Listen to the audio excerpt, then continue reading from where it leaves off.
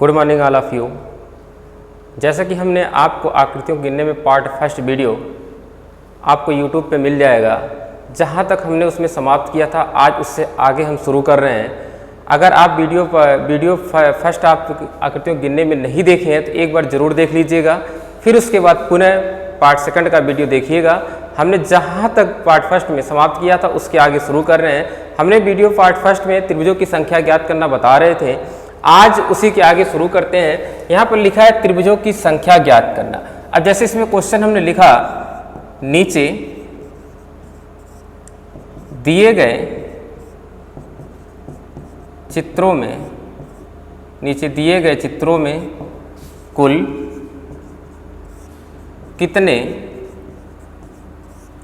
त्रिभुज होंगे। नीचे दिए गए चित्रों में कुल कितने त्रिभुज होंगे। ठीक है दोस्तों, अब यहाँ पर आप जितना भी डायग्राम हम बना रहे हैं आपको बनाते हुए जाना है। ये पहला डायग्राम है,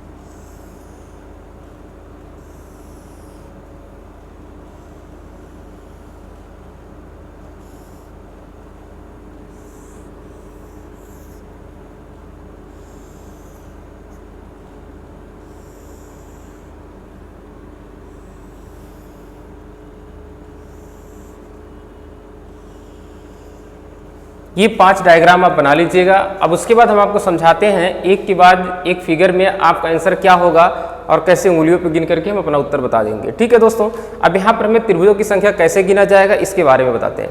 जैसे डायग्राम फर्स्ट जो आपका बना हुआ है, ठीक है, ये एक वर्ग दिख रहा है। ठीक है, इसके नीचे नोट लिखिएगा, फिर समझाते हैं आपको। लिखिए,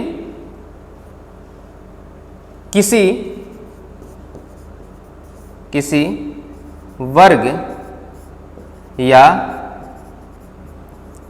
आयत के दोनों विकर्णों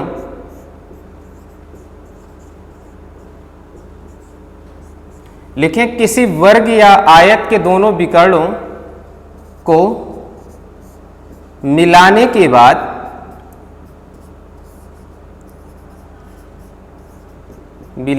बाद उसमें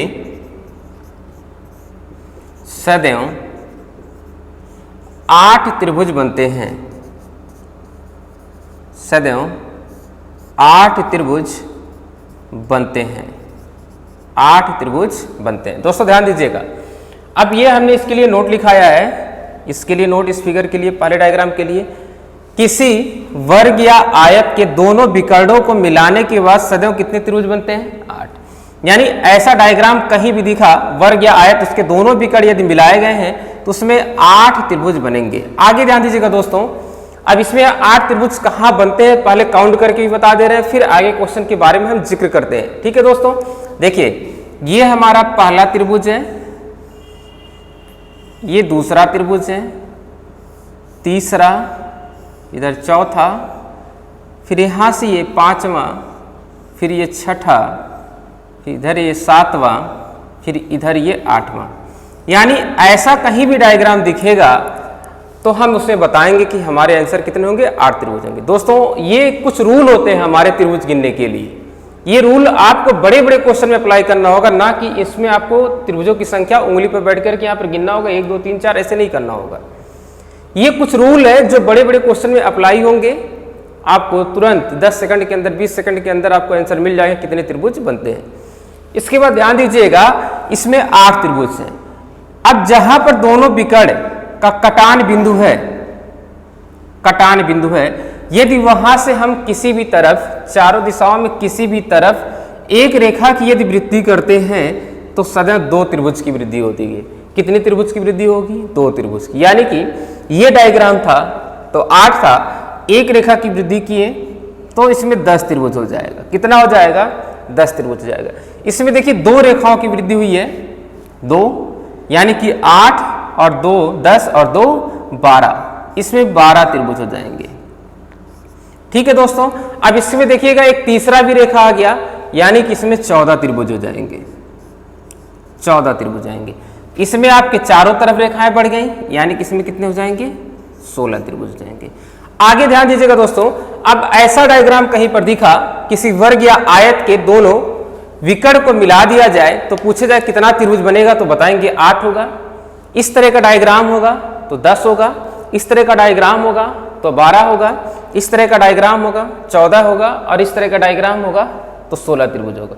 दोस्तों ध्यान दीजिएगा, ऐसा कहीं भी आपको डायग्राम बड़े बड़े क्वेश्चन में दिखेगा तो हमें वहां पर गिनना नहीं होगा, सीधे बताना होगा इसके अंतर्गत इतने इतने त्रिभुज होते हैं। अब इसके बाद ध्यान दीजिएगा, अगला क्वेश्चन लिखिएगा, लिखिए नीचे दिए गए चित्रों में कुल कितने त्रिभुज होंगे? नीचे दिए गए चित्रों में कुल कितने त्रिभुज होंगे? नीचे दिए गए चित्रों में कुल कितने त्रिभुज होंगे? अब अगला डायग्राम बनाइए।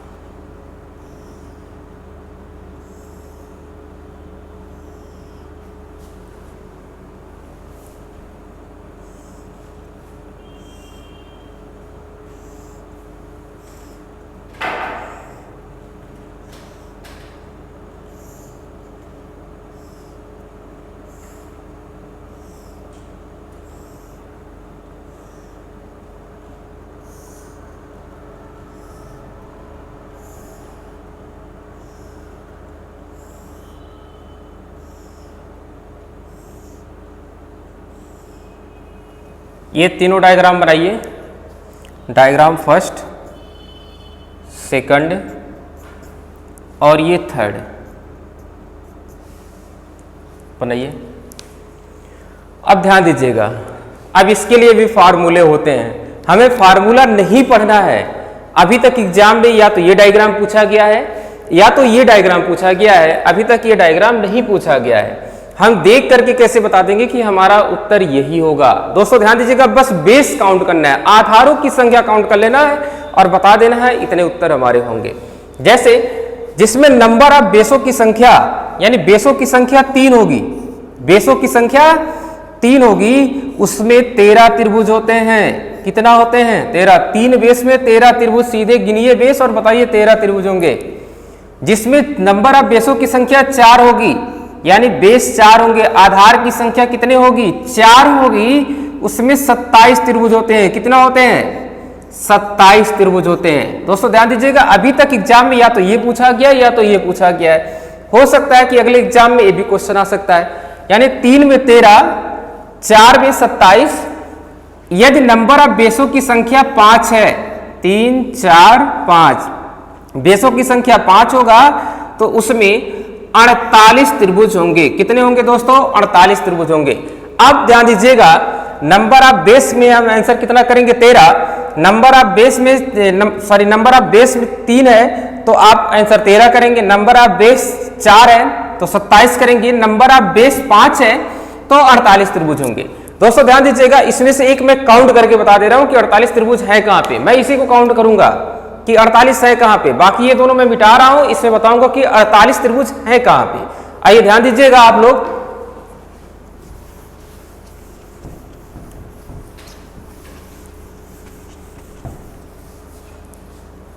देखिए दोस्तों पहले सिंगल सिंगल काउंट करते हैं, कितना सिंगल सिंगल सिंगल काउंट कर लीजिए, 1 2 3 4 5 6 7 8 9 10 11 12 13 14 15 16 17 18 19 20 21 22 23 24 25। हमने सिंगल सिंगल काउंट कर लिया तो हमें 25 मिला, सिंगल त्रिभुज काउंट किया तो हमें कितना मिला, 25 मिला। अब डबल त्रिभुज काउंट करना है, डबल जहां दो दो को मिलकर के बनेंगे, ये दो मिलकर के बन रहा है जैसे, तो इसे काउंट कर लेंगे, 1 उसके बाद यहां से 2 फिर ये 3 4 5 6 7 8 9 और ये 10, यानी डबल काउंट किए तो कितना मिला, 10 मिला। अब ट्रिपल काउंट करेंगे, सिंगल हो चुका, सिंगल बेस का भी आपने काउंट कर लिया, डबल बेस काउंट कर लिया, अब ट्रिपल बेस को लेना होगा। ट्रिपल बेस यानी कि 1 2 3, यहां पर 1 फिर यहां से काउंट करिए 2 फिर इधर 3 4 5 और ये 6, यानी कि ट्रिपल बेस के कितने मिले, 6 मिले। अब इसके बाद 4 बेस पे आपको जाना, 4 बेस। दोस्तों ध्यान दीजिएगा, सिंगल हो गया, डबल हो गया, ट्रिपल हो गया, यानी कि हम ट्रिपल बेस तक आ चुके हैं, अब 4 बेस पे आ रहे हैं। 4 बेस भी देख लीजिए। अब यहां पर 4 बेस की अगर हम बात करें तो पहला त्रिभुज हमें कहां मिलेगा, यहां मिलेगा 1, फिर दूसरा यहां पर मिलेगा 2, फिर तीसरा यहां पर मिलेगा, यानी कि 4 बेस के कितने मिलेंगे, 3 मिलेंगे। अब इसके बाद सिंगल हो गया, डबल हो गया, ट्रिपल हो गया, 4 हो गया, फिर उसके बाद 5 बेस पे हम आते हैं, 5 बेस पे। 5 बेस में देख लीजिए कितना त्रिभुज बना, तो आपको दिख रहा है कि 5 बेस में 1 2 3 4 5 अगर हम बेस लें तो आप देखिए ध्यान दीजिए सिर्फ एक त्रिभुज बन रहा है, ठीक है। 5 त्रिभुजों को मिलाकर के यदि हम बात करें तो सिर्फ मात्र कितना बन रहा है, 1 बन रहा है, ठीक है दोस्तों। अब इसके बाद ध्यान देना होगा, ये तो आपका सिंगल डबल ट्रिपल 4 5 ये सब आपने बेस के आधार पे काउंट कर लिया। अब इसके बाद त्रिभुज कहां बन रहा है, ये भी हमें तो ध्यान देना होगा। अब ध्यान दीजिए, रिवर्स बन रहा है, रिवर्स कहां बन रहा है, देखिए ये रिवर्स बन रहा है, 1 2 और ये 3, यानी कि ये 3 रिवर्स है, रिवर्स भी कितना बन रहा है, 3 बन रहा है। अब इसे जोड़ लीजिए, 5 6 5 11, 11 और 3 14, 1 15 और 15 3 18, एक यहाँ पे 2 और 1 3 और एक आपका हासिल था 4, यानी कितना हुआ, 48 हुआ। यानी इस डायग्राम में कितना त्रिभुज होंगे, 48 होंगे। ये गिनने का प्रोसेस था, इसका फार्मूला भी होता है, लेकिन फार्मूला बेहतर इसलिए नहीं कि फार्मूला काफी लंबा है, ठीक है दोस्तों। अब इसके बाद अगला हेडिंग लिखिएगा, चतुर्भुज की संख्या ज्ञात करना। हमने वर्ग के अंदर वर्ग बता दिया, आयत के अंदर वर्ग बता दिया, अब त्रिभुजों की संख्या बताया, अब चतुर्भुजों की इसके बाद चतुर्भुज बताएंगे, फिर हम आयत की संख्या गिनना बताएंगे, फिर विकर्णों की संख्या बताएंगे, सर्कल गिनना बताएंगे। एक एक टॉपिक को आप नोट करते हुए जाइए। अगला टॉपिक लिखिएगा, चतुर्भुजों की संख्या ज्ञात करना।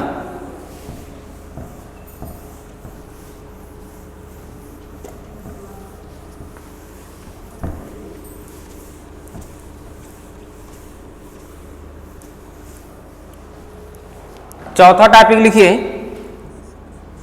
चतुर्भुजों की संख्या ज्ञात करना। चतुर्भुजों की संख्या ज्ञात करना। चतुर्भुजों की संख्या ज्ञात करना। फ्रेंड्स ध्यान दीजिएगा, अब इससे पहला क्वेश्चन लिखिए, नीचे दिए गए चित्र में कुल कितने चतुर्भुज होंगे। क्वेश्चन पहला, नीचे दिए गए चित्र में कुल कितने चतुर्भुज होंगे, कुल कितने चतुर्भुज होंगे। नीचे दिए गए चित्र में कुल कितने चतुर्भुज होंगे, ये क्वेश्चन है आपका। अब डायग्राम बनाइए, ये पहला डायग्राम बनाइए, फिर दूसरा डायग्राम। अब इसमें पूछ रहा है कुल कितने चतुर्भुज होंगे, पहला डायग्राम है। फिर यहां हम दूसरा डायग्राम भी बना दे रहे हैं, इसमें चतुर्भुजों की संख्या बताना है, कुल कितने होंगे दोनों डायग्राम में।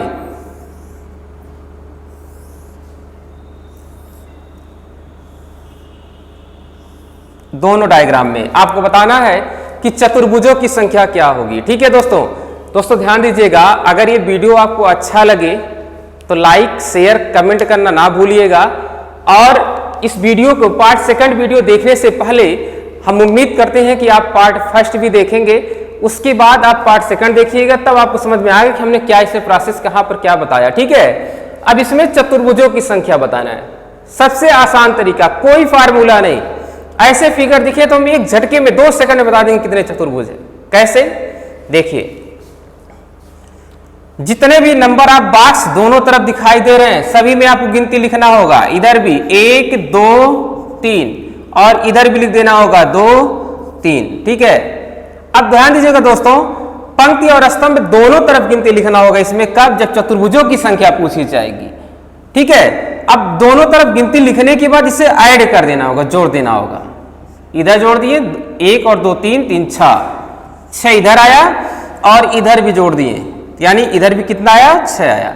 ठीक है दोस्तों, जितना भी योग दोनों तरफ प्राप्त होगा दोनों का मल्टीप्लाई कर दीजिएगा, वही चतुर्भुजों की संख्या हो जाएगी। कोई फार्मूला नहीं, गिनने की जरूरत नहीं है। यानी कि इसमें कितने चतुर्भुज होंगे, 36 चतुर्भुज होंगे। कितने होंगे, 36 चतुर्भुज होंगे। दोस्तों इस डायग्राम में यदि 36 काउंट करना है, अभी मैं आपको काउंट करके भी बता दूंगा कि 36 चतुर्भुज हैं कहां पे।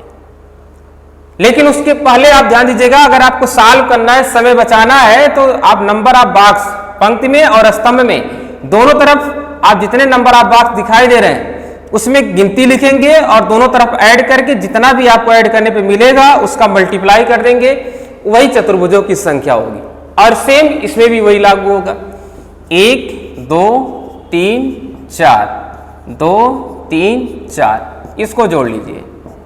ठीक है दोस्तों, अब यहां पर 3 3 6 4 10, 10 इधर मिला, इधर भी ऐड करेंगे तो कितना मिलेगा, 10 मिलेगा। दोनों का मल्टीप्लाई कर दीजिए, यानी कि इस डायग्राम में कितने चतुर्भुज होंगे, 100 चतुर्भुज होंगे। कितने होंगे, 100 चतुर्भुज होंगे। अब गिनने की आवश्यकता नहीं है, लेकिन मैंने वादा किया कि इस डायग्राम में मैं 36 काउंट करूंगा, अगर जरूरत पड़ा तो 100 भी काउंट कर दूंगा। ठीक है दोस्तों, आप वीडियो को लास्ट तक बने रहिएगा, बहुत शानदार तरीके से आपको बताऊंगा कि फिगर कैसे गिना जाता है एग्जाम में और कहां पर कौन सा रूल अप्लाई किया जाएगा। ठीक है दोस्तों, आइए अब इसमें हम काउंट करने का तरीका बताता हूं कि कैसे इस डायग्राम में हम काउंट करेंगे कि 36 चतुर्भुज होंगे।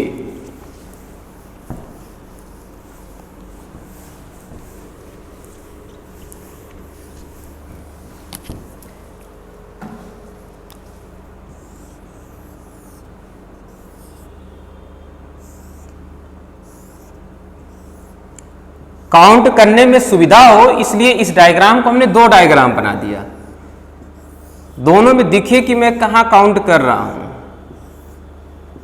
देखिए चतुर्भुज, पहले सिंगल काउंट कर रहे हैं, 1 2 3 4 5 6 7 8 9, ये 9 लिख लीजिए।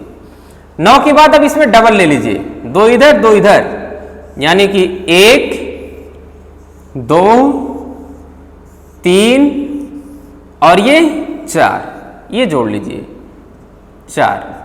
अब इसके बाद आपने सिंगल काउंट कर लिया, डबल काउंट कर लिया, ट्रिपल इधर लीजिए, ट्रिपल इधर लीजिए, यानी कितना मिलेगा, 1 मिलेगा, 1। ठीक है, इसको जोड़ लीजिए। अभी 14, आपने 14 काउंट किया, जबकि हमने बताया कितने होंगे, 36 होंगे। अभी हमें 22 काउंट करना है, आइए काउंट करते हैं। अब इसमें हमने 14 काउंट किया, अब इस डायग्राम में काउंट करके बाकी बता दे रहा हूं। देखिए 1, ठीक है, और यहां से ये 2 और ये पूरा 3, यानी 3 इसमें होगा तो 3 इसमें भी होगा, 3 इसमें भी होगा, और सेम डायग्राम इधर भी तो है, यानी 3 इधर भी होगा, 3 3, यानी 3 3 6 3 9 3 12 15 और 18 तो हमने काउंट कर दिया, 18 इसको भी ऐड कर लीजिए। अब 18 के बाद कहां पर बचा है ये ध्यान देना होगा। अब हम इसको इधर 3 मिला दिए, इधर 2 मिला दिए, यानी ये पूरा 1 और ये पूरा 2। अब इधर भी 3 मिला देंगे, इधर 2 मिला देंगे, ये तीसरा और ये चौथा। अब इसको 4 को जोड़ लीजिए, यानी कितना हुआ, 36 हुआ। ये दोस्तों काउंट करने का प्रोसेस था, काउंट करेंगे तो समय लगेगा, और रूल से सॉल्व करेंगे, ऐड करके सॉल्व करेंगे तो आप तुरंत बता देंगे कि हमारे इस डायग्राम में कितने चतुर्भुज होंगे। ठीक है दोस्तों, अब अगला क्वेश्चन लिखिए, नीचे दिए गए चित्र में कुल कितने चतुर्भुज होंगे। अभी तक देखे हैं आप, नंबर ऑफ बॉक्सों की संख्या दोनों तरफ बराबर थी, इधर 3 था, इधर भी 3 था, पंक्ति में 3 था तो स्तंभ में भी 3 था, ठीक है, 4 है तो 4 है। अब यदि बराबर नहीं है संख्या तो क्या करेंगे, चतुर्भुजों की संख्या। देखिए अगला डायग्राम है, अगर ऐसा कुछ डायग्राम मिल जाए,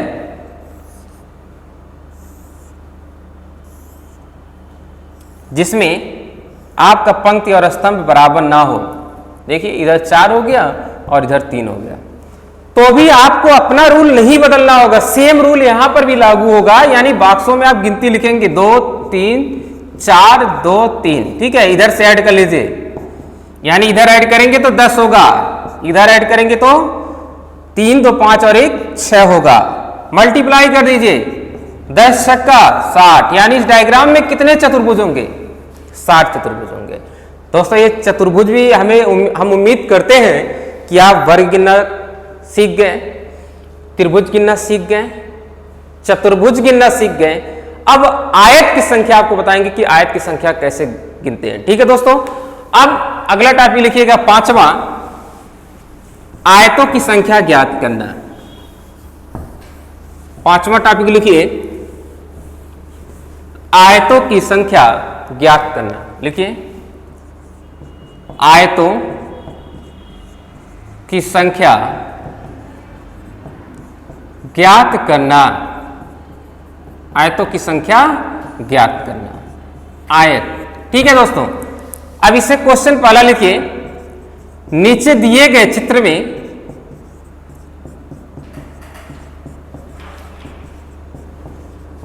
कुल कितने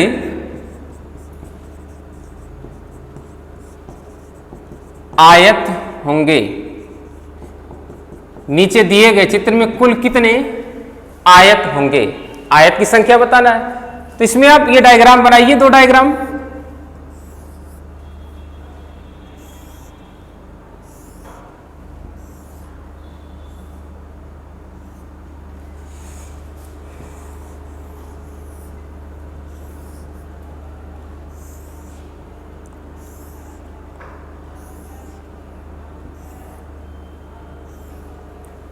वर्ग गिन लिए, चतुर्भुज गिन लिए, त्रिभुज गिन लिए, अब आयत गिनते हैं, फिर विकर्णों की संख्या गिना जाएगा। ठीक है दोस्तों, ध्यान दीजिएगा। अब इससे पूछ रहा है कुल कितने आयत होंगे, तो बस एक फॉर्मेट जो मैं बताने जा रहा हूं ये दिमाग में रख लीजिए, आयत भी नहीं गिनने की आवश्यकता पड़ेगी। तो कुल आयत बराबर होता है, फार्मूला मैं लिख दे रहा हूं, कुल आयतों की संख्या बराबर कुल चतुर्भुजों की संख्या